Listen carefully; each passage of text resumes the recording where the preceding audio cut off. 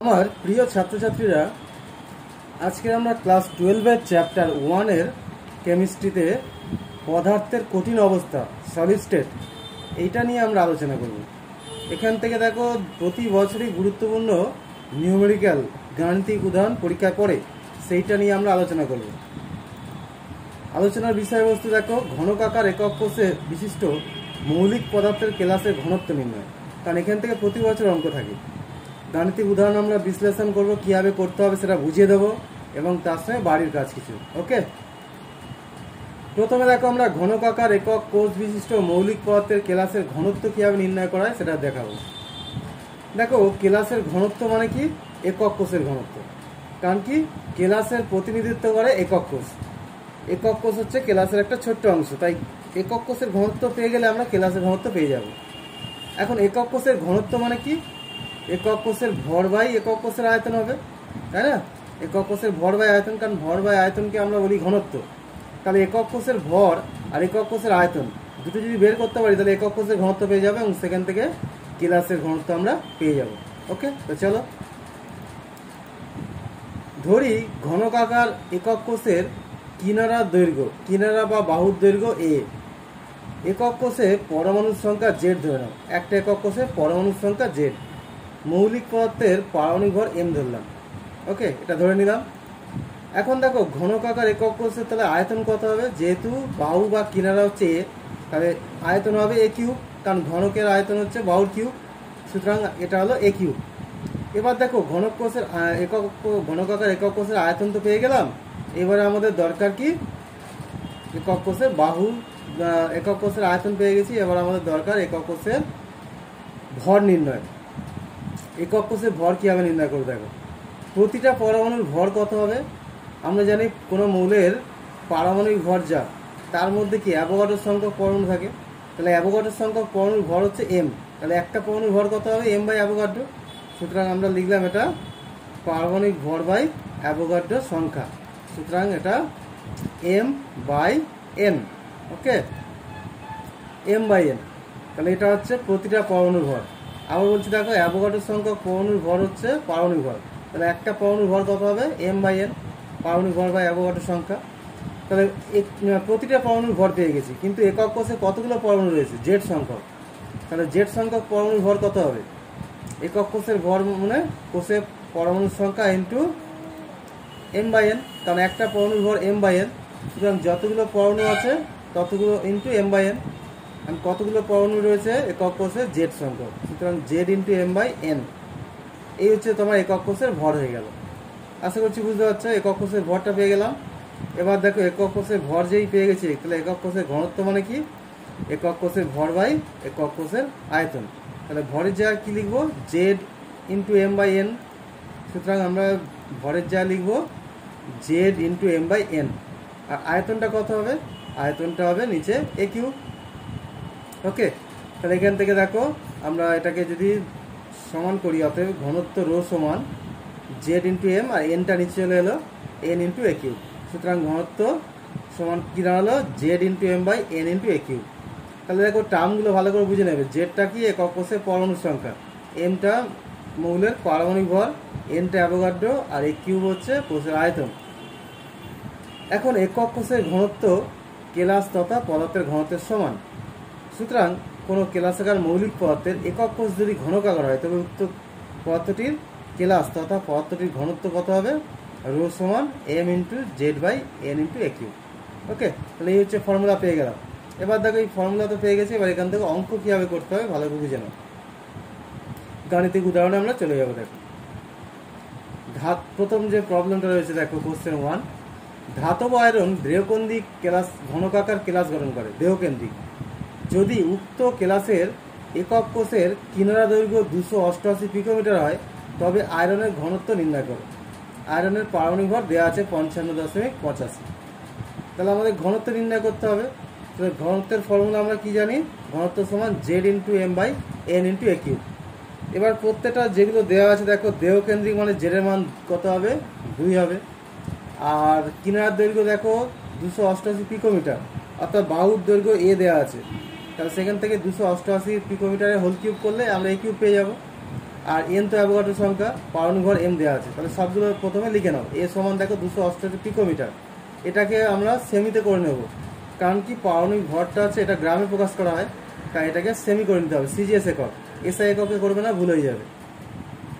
তাহলে পিকোমিটার মানে 10⁻10 সেমি, সুতরাং 288 ইন্টু 10⁻10 সেমি হলো।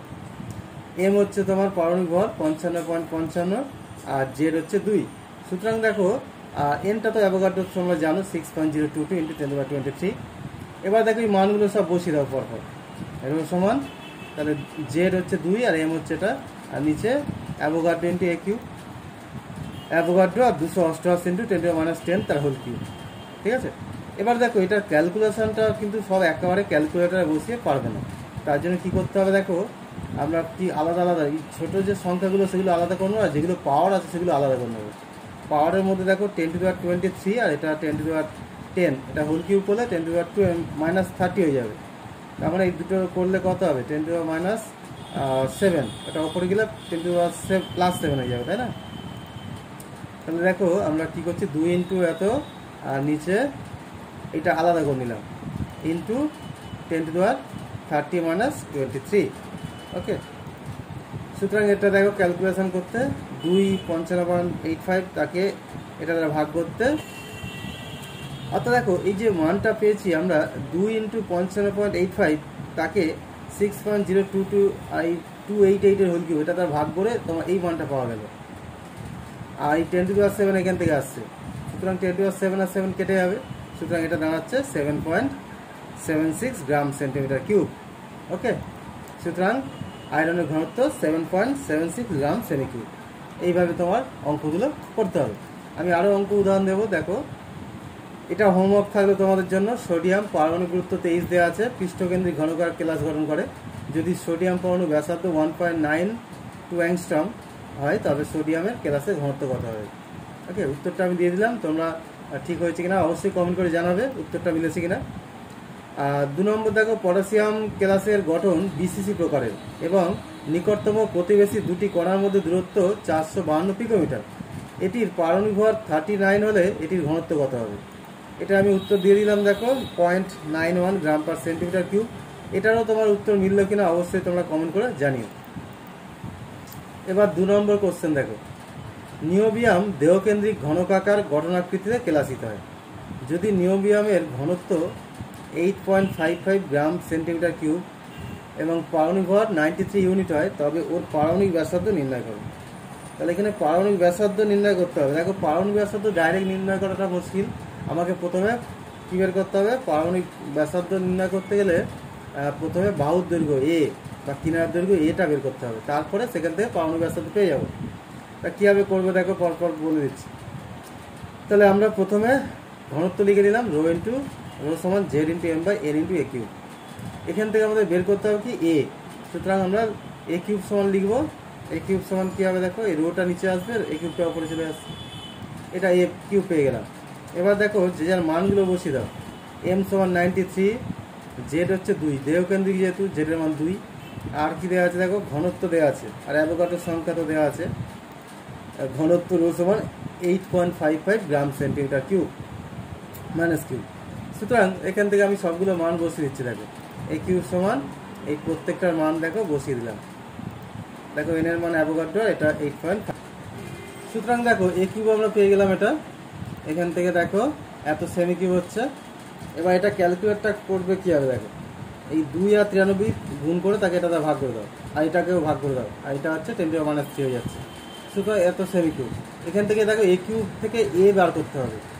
তাহলে এখান থেকে দেখো আমরা এটাকে 24 করে নিলাম, আর এখানে 10 দ্বারা গুণ করে একে 10 দ্বারা ভাগ করে এটা করে নিলাম। ঠিক আছে, 36.12 এটা কেন করলাম, কারণ 10⁻24 হোল কিউব করলে 10⁻8 হবে, আর এটা হোল কিউব করতে হবে। সুতরাং এটা হোল কিউব করলে দেখো তোমার 36.12 তার হোল কিউব করলে 3.3, আর এটা হচ্ছে তোমার 10⁻8 হয়ে গেল। এবার দেখো এত সেমি হলো, সুতরাং এটাকে আমরা 10⁻8 মিটার, এটা হচ্ছে দেখো 10⁻8 সেমি আছে। এটা আমরা করলাম কি 330, আর তো এখানে হচ্ছে আমরা 100 দ্বারা গুণ করলাম, এখানে 100 দ্বারা ভাগ করলাম। তাহলে 330 ইন্টু 10⁻10 এত সেমি হচ্ছে। এবার 10⁻10 সেমি মানে পিকোমিটার, তাহলে 330 পিকোমিটার হয়ে গেল। তাহলে এর মানটা হচ্ছে 330 পিকোমিটার। এবার দেখো যেহেতু এটা দেহকেন্দ্রিক ঘনকাকার, তাই দেহকেন্দ্রিক ঘনকাকার একক কোষের ক্ষেত্রে এর সঙ্গে আরের কি সম্পর্ক, কিনার দৈর্ঘ্য এটা পেয়ে গেলাম। এবার দেখো ব্যাসার্ধ আর সমান কি, ব্যাসার্ধ আর সমান √3a/4। এটা হচ্ছে তোমার দেহকেন্দ্রিক কেলাসের ক্ষেত্রে আর এর সঙ্গে বাহুর দৈর্ঘ্য সম্পর্ক। তাহলে এখান থেকে দেখো আর যদি আমরা এটা লিখি এখান থেকে, এবার আর এর জায়গায় আর সমান √3 ইন্টু এর জায়গায় 333 বসিয়ে দাও, তাহলে এটা ক্যালকুলেট করে দাও। ক্যালকুলেট করলে 142.89 পিকোমিটার। সুতরাং এটা দাঁড়ালো 142.89 পিকোমিটার হয়ে গেল। ওকে, সুতরাং নিওবিয়ামের পারমাণবিক ব্যাসার্ধ 142.89 পিকোমিটার হয়ে গেল।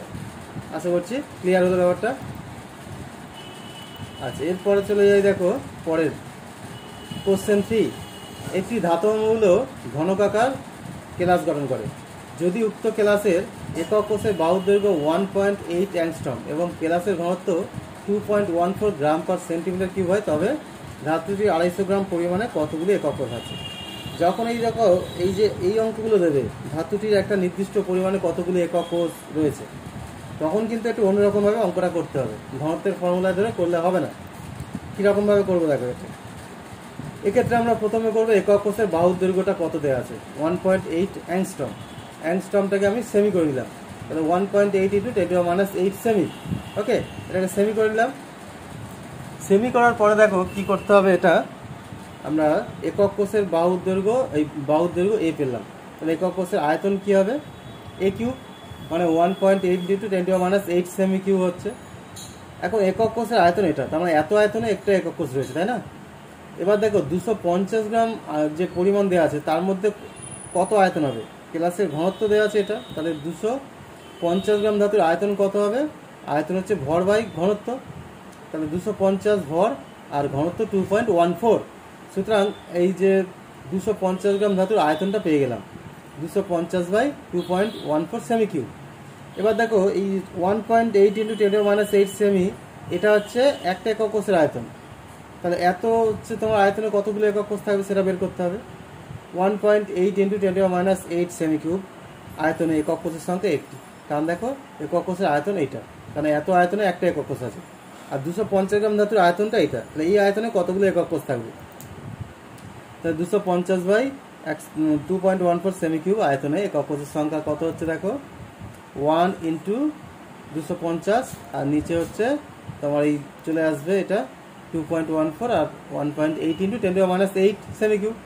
ঠিক আছে, ওই কিং নিয়মের ফর্মুলা অনুসারে। সুতরাং এখান থেকে দেখো আমরা এটা যদি ক্যালকুলেট করি তাহলে কি পাবো, ক্যালকুলেট করলে 2 ইন্টু 10⁻25 পেয়ে যাবে। ঠিক আছে, ক্যালকুলেশনগুলো অলরেডি বুঝিয়ে দিয়েছি কেমনভাবে করতে হবে, নিশ্চয়ই পড়ে যাবে এগুলো। সুতরাং দেখো এটা পেয়ে গেলাম একক কোষের সংখ্যা। ওকে, অতএব 250 গ্রাম ধাতুতে একক কোষের সংখ্যা 2 ইন্টু 10⁻25। এইভাবে তোমার এই অঙ্কগুলো করতে হবে। এবার দেখো আরও এইরকম একটা অঙ্ক আমি দেখাচ্ছি।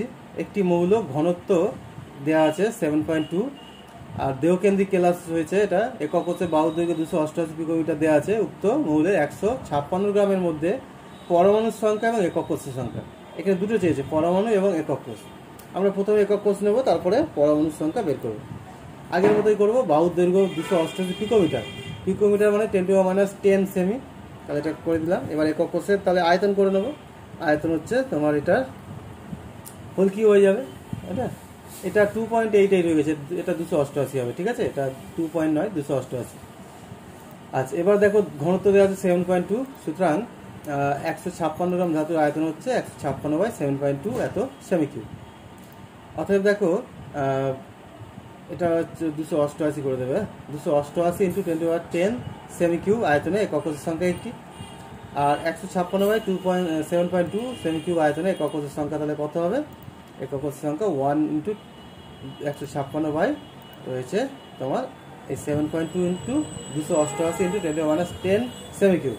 ঠিক আছে, এখানে আরেকবার বলছি দেখো এই 2.88 হয়ে আছে, এটা কিন্তু 288। ঠিক আছে, এই দুই জায়গায় একটু ভুল হয়ে আছে, এটাকে কারেকশান করে নিও। ওকে, আমি আর কারেকশান করছি না, তোমরা একটু কারেকশান করে নিও। তাহলে এটা করলে দেখো দাঁড়াচ্ছে 0.07 ইন্টু 10⁻23, তাহলে এটা একক কোষ পেয়ে গেলাম। তাহলে একক কোষের সংখ্যা এটা হলো। এবার দেখো যেহেতু দেহকেন্দ্রিক ঘনকাকার, তাহলে একটা একক কোষে কণার সংখ্যা কী হবে, পরমাণুর সংখ্যা দুটো হবে। যেহেতু দেহকেন্দ্রিক ঘনকাকার একক কোষ, তাই একটি একক কোষে পরমাণুর সংখ্যা দুটি। সুতরাং 156 গ্রাম ধাতুতে পরমাণুর সংখ্যা কত হবে, 2 ইন্টু এটা হবে, অর্থাৎ 1.814 ইন্টু 10⁻24 হবে। ওকে, তাহলে দেখো আমরা এইরকম টাইপের অঙ্ক দুটো দেখালাম। এইরকম অঙ্ক কিন্তু পরীক্ষায় অলরেডি উচ্চ মাধ্যমিকে পড়েছে, ঠিক আছে। ভালো করে তোমরা খেয়াল করো, তোমরা সালের প্রশ্ন দেখলে বুঝতে পারবে এইরকম অঙ্ক পরীক্ষা করেছে। সুতরাং এই অঙ্কটা ভালো করে তোমরা করে নেবে। ওকে, এবার দেখো হোমওয়ার্ক 3 রয়েছে। একটি ধাতব মৌল ঘনকাকার ক্লাস গঠন করে যদি উক্ত ক্লাসের একক কোষে বাহুর দৈর্ঘ্য 1.75 অ্যাংস্ট্রম এবং ক্লাসের ঘনত্ব 2.1 গ্রাম সেন্টিমিটার কিউব হয়, ধাতুটির 200 গ্রাম পরিমাণে কতগুলি একক কোষ রয়েছে। এটা উত্তরটা দিয়ে দিয়েছি, তোমরা উত্তরটা মিলল কিনা অবশ্যই কমেন্ট করে জানিও।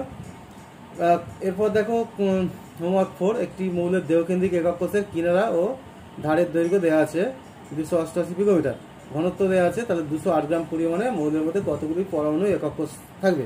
এই দুরকমই অঙ্ক তোমাদের করিয়ে দিয়েছি আগে, নিশ্চয়ই এই আগের মতো করতে পারবে এবং অ্যান্সারগুলো মিলছে কিনা অবশ্যই কমেন্ট করে জানিও। ওকে, এবার দেখো 5 নম্বর প্রবলেম। ঘনকাকার জালক গঠন করে কেলাসিত হয় এমন একটি মৌলের ঘনত্ব দেওয়া আছে 7.5 গ্রাম পার সেন্টিমিটার কিউব। একক কোষের একটি বাহুর দৈর্ঘ্য দেওয়া আছে 250 পিকোমিটার। মৌলটির 234 গ্রাম পরিমাণে পরমাণুর সংখ্যা এত হলে তাহলে প্রতি একক কোষে পরমাণুর সংখ্যা কত হবে। এখানে দেখো পরমাণুর সংখ্যা দেওয়া আছে, তাহলে প্রতি একক কোষে পরমাণুর সংখ্যা অর্থাৎ জেডটা বের করতে হবে। ওকে, তাহলে এটার ক্ষেত্রে কীভাবে করবো দেখো, ভালো বুঝে নাও। 4.4 ইন্টু 10⁻24 সংখ্যক পরমাণুর ভর কত, 234, কারণ কি 234 গ্রাম পরিমাণে পরমাণুর সংখ্যা এটা দেওয়া আছে। এবার দেখো আমরা জানি কি অ্যাভোগাড্রো সংখ্যক পরমাণুর ভর যেটা হয় সেটাই পারমাণবিক ভর হয়। সুতরাং অ্যাভোগাড্রো সংখ্যক পরমাণুর ভর কত হবে, অ্যাভোগাড্রো সংখ্যক পরমাণুর ভর ঐকিক নিয়মে করে ফেলে। ঐকিক নিয়ম করলে দেখো 234 ইন্টু অ্যাভোগাড্রো, নিচে এটা, তাহলে এটাকে ক্যালকুলেট করলে কত আসছে দেখো 35.23। এই অ্যাভোগাড্রো সংখ্যক পরমাণুর ভর হলো 35.23। তাহলে অ্যাভোগাড্রো সংখ্যক পরমাণুর ভরটাকে কি বলা হবে, এটা পারমাণবিক ভর, তাহলে পারমাণবিক ভরটা আমরা পেয়ে গেলাম। ওকে, তাহলে মৌলটির পারমাণবিক ভর m সমান 35.25। এখন দেখো আমরা এখানে যে ফর্মুলা রোর ফর্মুলা রয়েছে, ঘনত্ব সমান z into m by n into a cube. তাহলে এখান থেকে আমরা কি কি এবার মানগুলো বসাচ্ছি দেখো, দেখে নাও। বা জেড বের করতে হবে, যেহেতু প্রতি একক কোষে পরমাণুর সংখ্যা চেয়েছে অর্থাৎ জেড এর মান, তাহলে জেডটা এখান থেকে rho N A cube by M হচ্ছে, তাই না। জেডের এখান থেকে দেখো জেডের ফর্মুলা। এবার দেখো যে যার মানগুলো বসিয়ে দাও। এটা এখানে কত দেওয়া আছে দেখো 250 পিকোমিটার। 250 পিকোমিটার মানে 250 ইন্টু 10⁻10 সেমি। আর ঘনত্ব দেওয়া আছে দেখো 7.5।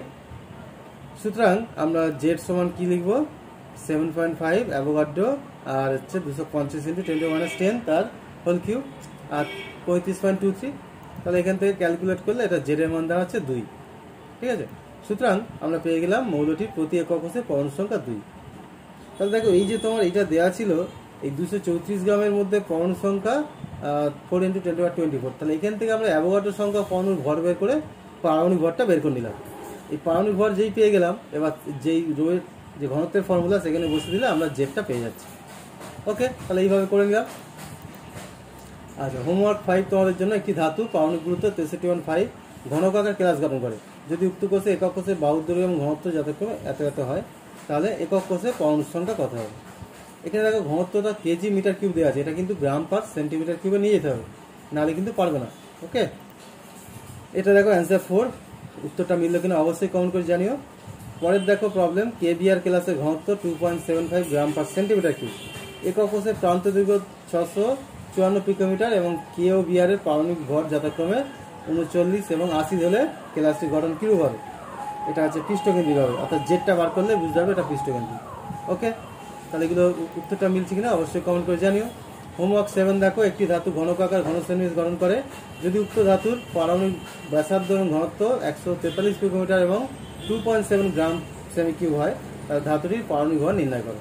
ওকে, এটা হচ্ছে পারমাণবিক 26.8 হবে। Thank you for watching. ভিডিওটা কেমন লাগলো তোমরা অবশ্যই কিন্তু কমেন্ট করে জানিও, আর ভালো লাগলে অবশ্যই লাইক করো, বন্ধুদের সঙ্গে শেয়ার করে দিও এবং সাবস্ক্রাইব করে বেল আইকনে ক্লিক করে দেবো। যাতে এই ধরনের ভিডিও যত দেবো তোমাদের প্রথম নোটিফিকেশন পেয়ে যাবে। এবং তোমাদের যদি ভালো লাগে তাহলে এই ধরনের আরও ভিডিও বানাবো, সেটা তোমাদের কমেন্টের উপর ডিপেন্ড করছে। তোমাদের যদি ভালো লাগে তাহলে এইরকম ভিডিও আরও অনেক বানানোর চেষ্টা করবো। ওকে, তাহলে আজকে এখানে রাখছি। বাড়িতে থেকো, সুস্থ থেকো, ভালো থেকো।